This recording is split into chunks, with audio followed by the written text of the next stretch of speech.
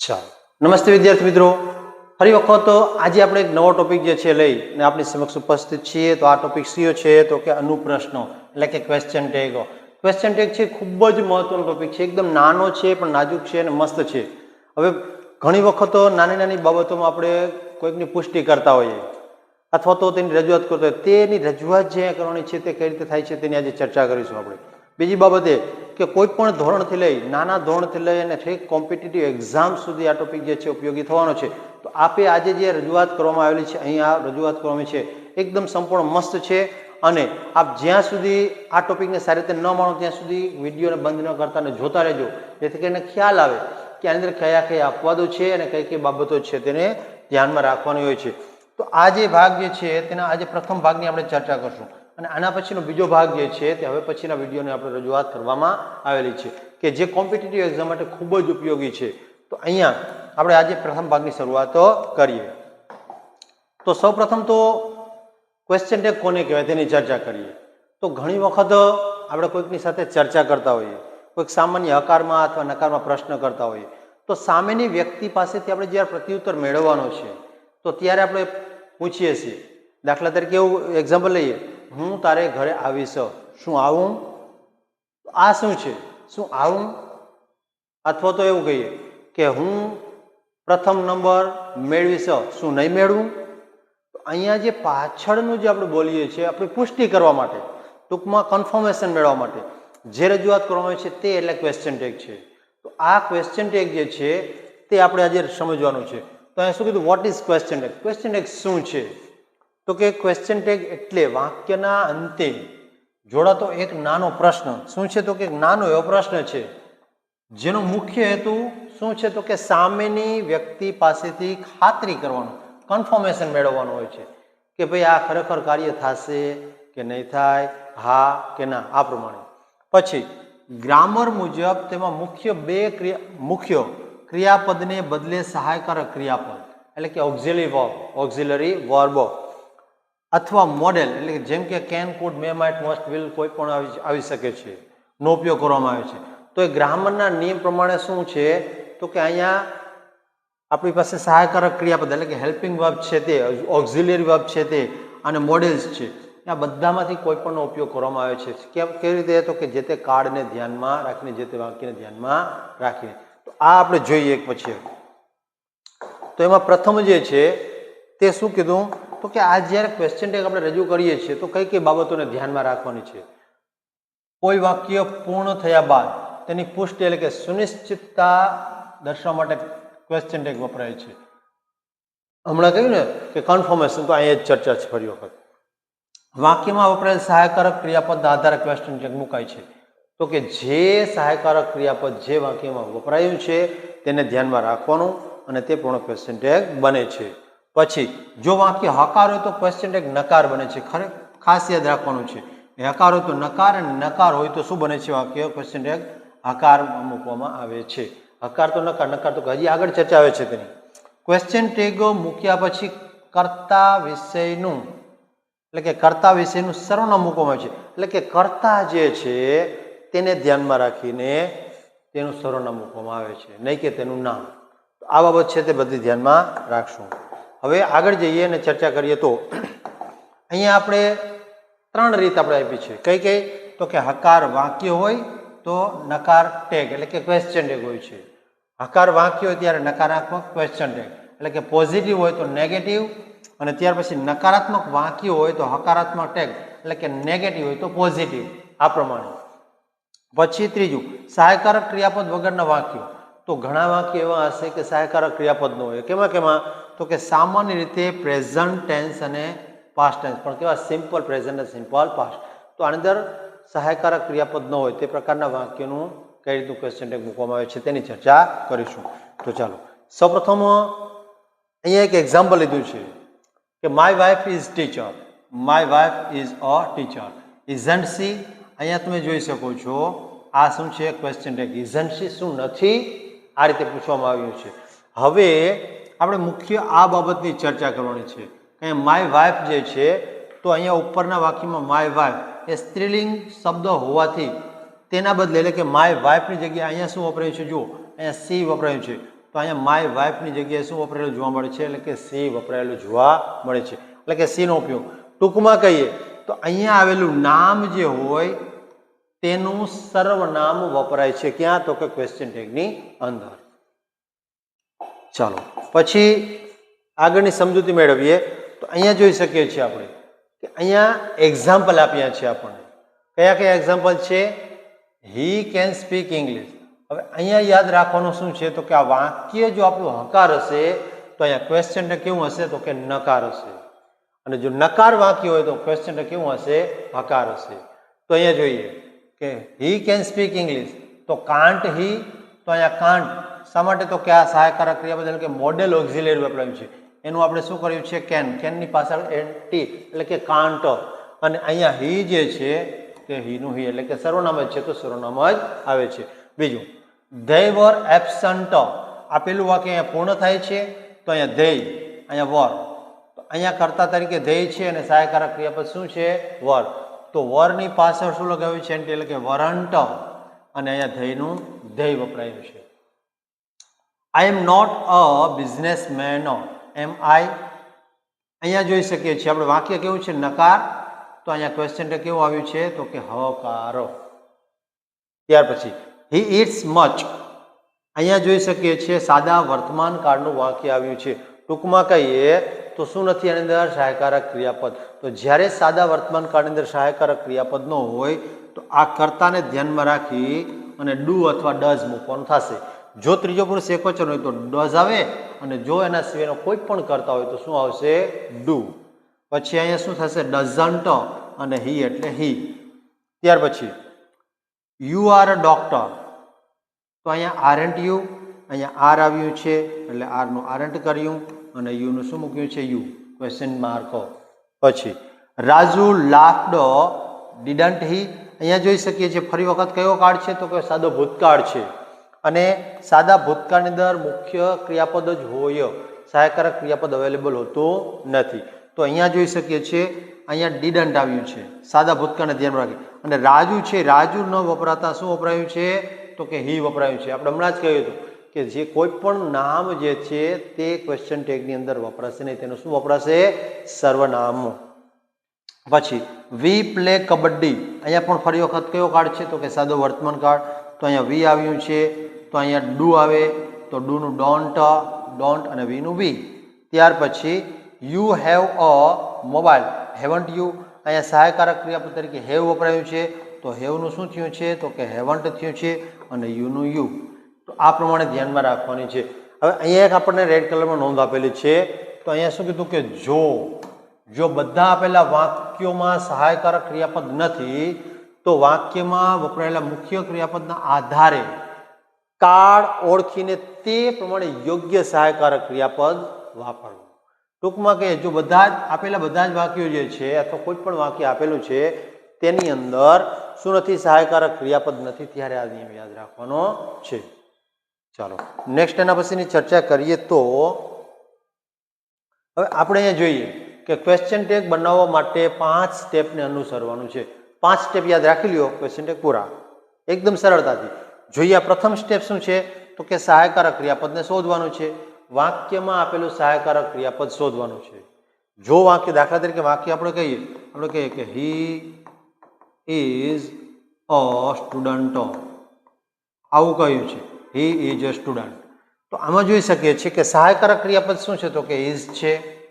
તો આને શોધી લીધું આપણે. પછી બીજું કાર્ય, વાક્યમાં નોટ ન હોય તો નોટ ન હોય, ન મૂકેલ હોય તો મૂકવું. એટલે કે જ્યારે વાક્યમાં નોટ નથી, આ વાક્ય અંદર નોટ નથી તો નકાર નથી, તો અહીંયા જ્યારે ક્વેશ્ચન ટેગ ઉમેરીએ છીએ આપણે ત્યારે શું કરવાનું છે? નોટ એટલે કે નકારાત્મક ઉમેરવાનું છે. તો આપણે અહીંયા સહાયકારક ક્રિયાપદ શોધ્યું તો ઇઝ આપણે અહીંયા મૂકીએ. તો અહીંયા શું કહીશું આપણે? ઇઝ. પછી અહીંયા નોટ ઉમેરવાનું છે, ઇઝ નોટ. શું કહ્યું અહીંયા? Is not. ત્યાર પછી વાક્યમાં નોટ મૂકેલ હોય તો દૂર કરો, અને જો વાક્ય નકારાત્મક છે તો વાક્યને શું કરો? એ નોટને દૂર કરવાનું છે. આપણે કહીએ કે she is not a teacher. ચાલો આ બંને વાક્યને સાથે લઈએ તો ખ્યાલ આવે. તો આની અંદર એ સહાયકારક ક્રિયાપદ શું છે? ઇઝ છે. પરંતુ આની અંદર નોટ છે તો આ નોટને દૂર કરવાનું છે અને ત્યાર પછીનું ચોથું મુજબ કર્તા વિશેષનું સર્વનામ મૂકો. જે તે કર્તા જે છે, અહીંયા કર્તા કોણ છે તો કે હી છે, અહીંયા સી છે, તો અહીંયા મૂકી દેવાનું હી અને અહીંયા મૂકી દેવાનું શું મૂકવાનું છે સી. છેલ્લે શું કરવાનું છે પ્રશ્નાર્થ ચિહ્ન મૂકો. તો આ પ્રમાણે આ બાબત જે છે આપણે જોઈએ ઇઝ નોટ હી અને ઇઝ સી. પરંતુ એક ખાસ બાબત નોંધવા જેવી છે કે જ્યારે તમે નકાર ક્વેશ્ચન ટેગ મૂકો છો ત્યારે આખે આખું નોટ ક્યારેય મૂકવાનું થતું નથી. શા માટે તો કે તેનું ટૂંકું ફરજિયાત ટૂંકું રૂપ જ વાપરવામાં આવે છે. તો અહીંયા શું આવશે ઇઝન્ટ હી. આ ખાસ નોંધવાનું છે મિત્રો, બરાબર. તો અહીંયા ટૂંકું રૂપ જ મૂકવું ફરજિયાત, આવું વાપરવાનું નથી. તો આ 5 સ્ટેપ છે તેને અનુસરો જેથી કરીને ક્વેશ્ચન ટેગ છે એકદમ સરળતાથી યાદ રહી જશે. હવે અહીંયા ચર્ચા બીજી કરીએ શની, તો કે આ જે ક્વેશ્ચન ટેગ જ્યારે વપરાય છે તો ટૂંકારૂપ કયા કયા વપરાય, કયા બાબતના ટૂંકારૂપ છે, કેવી રીતે વપરાય છે તે. તો જ્યારે ક્વેશ્ચન ટેગમાં સહાયકારક ક્રિયાપદના ટૂંકારૂપ વપરાય છે તેની ચર્ચા કરીએ. તો અહીંયા જોઈએ કે એમ નોટ, તો એમ નોટનું એમન્ટ નથી થતું પણ શું થશે આરન્ટ થશે. ખાસ યાદ રાખવાનું છે, ખાસ કરીને કોમ્પિટિટિવ એક્ઝામની અંદર અથવા તો કોઈ પણ પરીક્ષાની અંદર ભૂલ ખવડાવવા માટે આ પ્રકારની રજૂઆત કરવામાં આવે છે. મોટા ભાગના વિદ્યાર્થીઓ આવું આવે ને એટલે શું કરી નાખે ખબર છે તમને કે એમન્ટ, આ રીતે એમન્ટ કરી નાખે છે, પણ આનું એમન્ટ થતું નથી. શું થાય છે તો કે એમનું આર કરી નાખવાનું છે અને એનટી એટલે કે આરન્ટ અથવા આયન્ટ AINT, આ બેમાંથી કોઈ પણ વાપરો ચાલે. જો કે અત્યારે સૌથી વધારે પ્રચલિત હોય તો શું વપરાય છે તો કે આરન્ટ જ વપરાય છે. આ બહુ રેર કેસમાં વપરાય છે. તેમ છતાં કદાચ આયન્ટ મૂકો છો તો ખોટું નથી. પછી ઇઝ નોટનું થશે ઇઝન્ટ, આર નોટનું થશે આરન્ટ, વોઝ નોટનું વોઝન્ટ, વર નોટનું વરન્ટ, હેવ નોટનું હેવન્ટ, હેઝ નોટનું હેઝન્ટ, હેડ નોટનું હેડન્ટ, ડુ નોટનું ડોન્ટ અને ડઝ નોટનું ડઝન્ટ. તો આ પ્રમાણે ત્યાર પછી આગળ જઈએ. આ મોડેલ્સ છે મોટા ભાગના. તો સેલ નોટ છે તો સાન્ટ, વિલ નોટ છે તો વોન્ટ. અહીંયા ખાસ યાદ રાખશું સેલ નોટ છે તો સાન્ટ અને વિલ નોટ છે તો વોન્ટ, આ પણ યાદ રાખવાનું છે. પછી વુડ નોટ છે તો વુડન્ટ, શુડ નોટ તો શુડન્ટ, પછી કેન નોટ તો શું આવશે કાન્ટ, કુડ નોટ તો કુડન્ટ, મે નોટ તો મેયન્ટ અને માઇટ નોટ તો માયન્ટ અને શું મસ્ટ નોટ તો મસ્ટન્ટ અને ડીડ નોટ તો ડીડન્ટ. તો આ મોટા ભાગના આપણે છે તે કવર કરી લીધા છે, લગભગ આમાં એક પણ છૂટ્યા નથી. તો અહીંયા જે સમસ્યાવાળા છે સૌથી વધારે સમસ્યા કે આ જગ્યાએ અને આ બેમાં આ અહીંયા વધારે અડચણરૂપ જોવા મળે છે. બાકી બધા સિમ્પલ છે તે યાદ રાખી લેશું આપણે. ચાલો નેક્સ્ટ ચર્ચા કરીએ. તો જ્યારે હકાર વાક્યનું નકારમાં રૂપાંતર એટલે કે ટૂંકમાં હકાર વાક્ય હોય તો ક્વેશ્ચન ટેગ કેવું છે તો કે નકાર હશે. આપણે જોવાનું છે અહીંયા હકાર હોય તો નકાર હશે. તો અહીંયા પ્રથમ આઈ એમ અ સ્ટુડન્ટ, જો અહીંયા પહેલા જ વેલું આવ્યું છે આરન્ટ આઈ, અહીંયા એમન્ટ વપરાવાની જગ્યાએ શું વપરાયું છે આરન્ટ. પછી વી આર હ્યુમન બીંગ્સ, આરન્ટ વી, અહીંયા આર છે તેનું શું કર્યું છે આરન્ટ અને વીનું અહીંયા વી. પછી you are beautiful, aren't you. પછી શું કીધું Kavyan is a doctor, isn't હી, શું તે નથી. આ પ્રમાણે કાવ્યા વોઝ ઓનેસ્ટ, વોઝન્ટ સી. તો અહીંયા કાવ્યાની ચર્ચા કરી છે તો કાવ્યાની મુક્ત તેનું શું મૂક્યું છે સર્વનામ સી મૂકવામાં આવ્યું છે. પછી it is a cuckoo, isn't it. તો અહીંયા શું વાપર્યું છે તો કે ઇટ. પછી they were visitors, weren't they. તો આ પ્રમાણે તો અહીંયા જોઈ શકીએ છીએ કે દરેક હકાર વાક્ય છે તેનું ક્વેશ્ચન ટેગ શું વપરાયું છે તો કે નકાર વપરાયેલું જોવા મળે છે. પછી નકાર વાક્ય આપેલું હોય તો એનું ક્વેશ્ચન ટેગ બને છે, પ્રશ્નાર્થ બને છે. કેવું બને છે તો કે હકારમાં રૂપાંતર થાય છે. તો અહીંયા કહીએ આઈ એમ નોટ અ ટીચર, જો આપણે તે જ વાક્ય લીધું છે આ એમાં ટીચરની જગ્યાએ શું થયું આઈ એમ નોટ અ ટીચર, તો એમ આઈ. અહીંયા બીજી બાબત કે અહીંયા આર કરવાનું નથી. નકારમાંથી હકારમાં જઈએ ત્યારે એવો ફેરફાર થશે નહીં, ત્યારે એમ આઈ જ આવશે. પછી વી આર નોટ સેલ્ફિશ, તો આર વી. પછી યુ આર નોટ સ્ટ્રોંગ, તો આર યુ. તો અહીંયા આર અને યુ. પછી જીતેન ઇઝ નોટ અ ડોક્ટર, તો ઇઝ હી. અહીંયા હી જે છે એટલે કે જીતેન જે છે છોકરો, તો એટલા માટે સર્વનામ શું વપરાયું છે હી વપરાયું છે. પછી Purva was not honest, was she. પછી it is not a cuckoo, તો ઇઝ ઇટ. અને ધે વર નોટ વિઝિટર્સ, તો શું આવશે? Were they. તો અહીંયા જોઈ શકીએ છીએ નકાર હોય તો હકાર આપણે ક્વેશ્ચન ટેગ બને છે.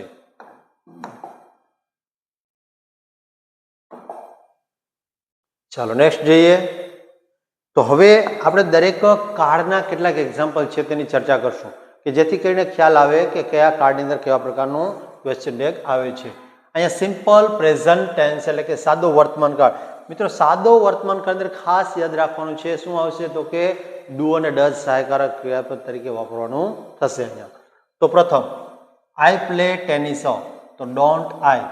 શા માટે તો કે સહાયકારક ક્રિયાપદ તરીકે એમાં શું આવે છે તો કે ડુ, અને આપણે નકારની અંદર ઉમેરીએ તો શું થઈ જાય છે? ડોન્ટ.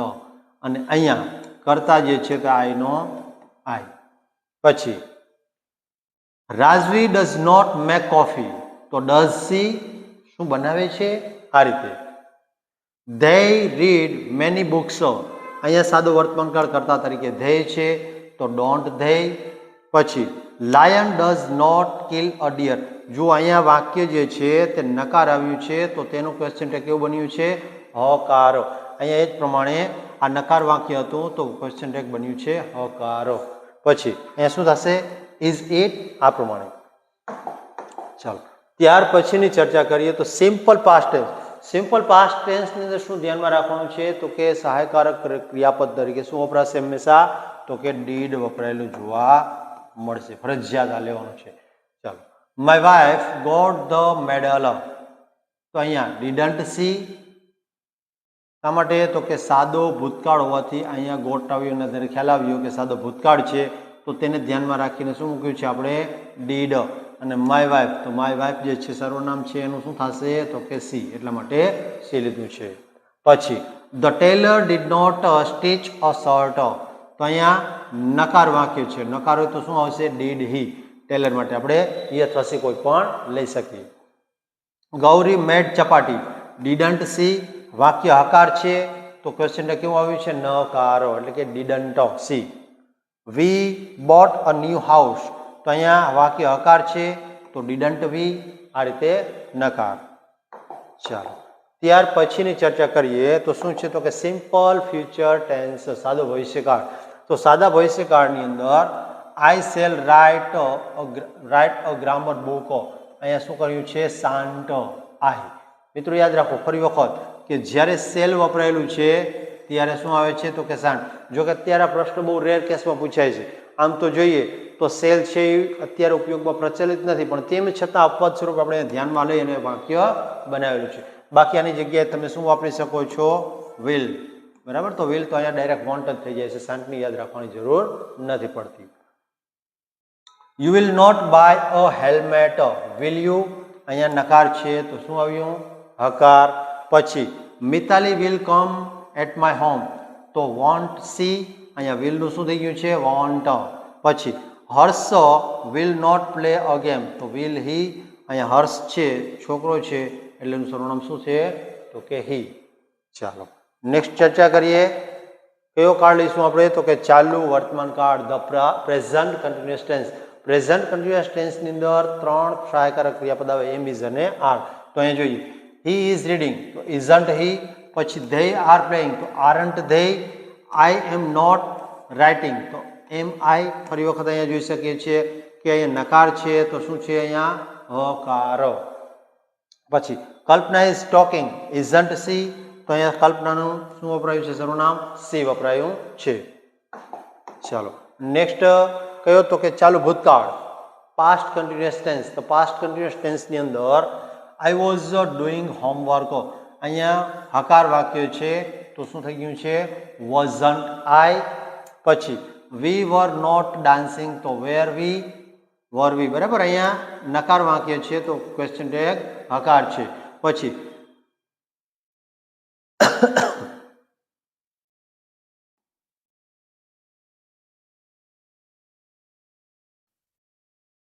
ચાલો હવે અહીંયા જોઈ શકીએ છીએ અહીંયા ચિરાગ, શું કહીશું? અહીંયા Chirag was teaching science, wasn't he. અહીંયા ચિરાગ જે છે તો આપણે સર્વનામ શું વાપર્યું છે હી. પછી deer were not running fast. Were they અહીંયા જુઓ વાક્ય નકાર છે. બીજી બાબત અહીંયા ખાસ ધ્યાનમાં રાખશું કે ડિયર શબ્દ છે તે સિંગ્યુલર પણ એ છે અને પ્લુરલ પણ એ છે. તો અહીંયા જે ધ્યાનમાં રાખીને બનાવવામાં આવ્યું છે તે ધ્યાનમાં રાખીને આપણે અહીંયા સહાયકારક ક્રિયાપદ વાપરવાનું છે. જો અહીંયા વોઝ હોત તો આપણે શું વાપરત વોઝ ઇટ આ પ્રમાણે. ચાલો ત્યાર પછીની ચર્ચા કરીએ તો કયો છે તો કે પૂર્ણ વર્તમાન કાળ પ્રેઝન્ટ પરફેક્ટ ટેન્સ. પૂર્ણ કાળની અંદર શું આવે છે તો કે હેવ અને હેઝ. તો અહીંયા Gauri has cooked hasn't she. અહીંયા હેઝનું શું થયું છે હેઝ અને નોટ અને ગૌરીનું સી. પછી they have not open the door. Have they વાક્ય નકાર છે તો હકાર ક્વેશ્ચન ટેગ. પછી રીતિકા હેઝ પ્લેડ ગેમ વાક્ય હકાર છે તો અહીંયા hasn't C. Students have won the game તો શું આવશે હેવન્ટ ધે. સ્ટુડન્ટ્સ બહુવચન છે તો સહાયકારક ક્રિયાપદ હેવ અને અહીંયા તેનું સર્વનામ શું આવે છે ધે. ચાલો ત્યાર પછી પાસ્ટ પરફેક્ટ ટેન્સની ચર્ચા કરીએ પૂર્ણ ભૂતકાળની. તો તેમાં પણ સિમ્પલ છે યુ હેડ પ્લેડ તો હેડન્ટ ધે. અહીંયા હેડ છે તો હેડનું હેડ વાક્ય હકાર છે તો નોટ આવ્યું એટલે કે હેડન્ટ થયું અને સહાયક કરતા જે છે તે યુનો યુ. પછી Kavya had not finished her work. અહીંયા હેડ સી વાક્ય કેવું છે નકાર તો હકાર. ત્યારબાદ teacher had taught a new lesson તો hadn't he. Anjana had eaten an orange તો શું આવશે હેડન્ટ સી વાક્ય હકાર છે તો પ્રશ્નાર્થ એટલે કે ક્વેશ્ચન ટેગ છે નકારવાની છે. ચાલો નેક્સ્ટ જઈએ તો નેક્સ્ટ ડે છે આજે આટલે સુધી રાખીએ. અને હવે પછી વિદ્યાર્થી મિત્રો ખાસ સૂચન છે કે જે વિદ્યાર્થીઓ ક્વેશ્ચન ટેગની અંદર કોઈ પણ પ્રકારની સમસ્યા અનુભવ હોય આ સિમ્પલ નિયમ છે એડવાન્સ અથવા તો હવે પછી જે એક્ઝામની અંદર ખાસ કરીને પૂછાય છે તે પ્રકારના નિયમો જે છે તે ભાગ 2 ની અંદર ચર્ચા કરવામાં આવેલી છે. આપ તેની રાહ જુઓ હમણાં જ આપની સમક્ષ રજૂ કરવામાં આવશે. ચાલો ત્યાં સુધી સૌને જય હિન્દ અને જય ભારત.